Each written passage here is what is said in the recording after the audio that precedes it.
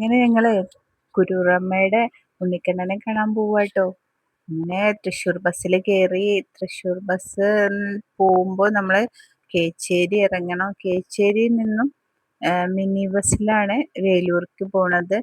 അങ്ങനെ ആ വേലൂരിന്ന് നമ്മൾ ഓട്ടോ വിളിച്ചിട്ട് വേണം കുറൂരമ്മയുടെ ഉണ്ണിക്കണ്ണനെ കാണാൻ പോവാന്. അങ്ങനെ ഓട്ടോ ഒക്കെ പെട്ടെന്ന് കിട്ടി. അവിടെ എത്തി. ഭഗവാനെ നന്നായിട്ട് കാണാൻ പറ്റി, കണ്ടു തൊഴാൻ സാധിച്ചു. നല്ല ഐശ്വര്യമുള്ള ഉണ്ണിക്കണ്ണൻ. അങ്ങനെ അവിടെ ഭാഗവതം വായിക്കുന്നുണ്ടായിരുന്നു. അത് കേട്ടു. അങ്ങനെ കണ്ണനെ നന്നായി തൊഴുതു. പായസം കഴിപ്പിച്ചു.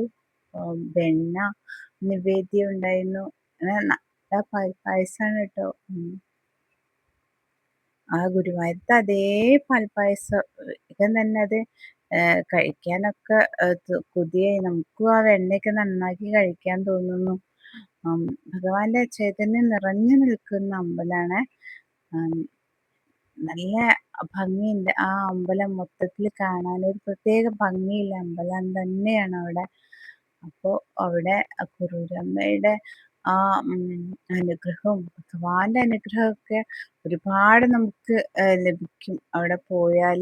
അത് തീർച്ചയാണ്. അവിടെ എത്താൻ സാധിക്കണേ എല്ലാവർക്കും. അവന്റെ പരമഭക്തിയായിരുന്ന കുറൂരമ്മയ്ക്ക് വേണ്ടി ആ ഇല്ലപ്പറമ്പ് ഭഗവാൻ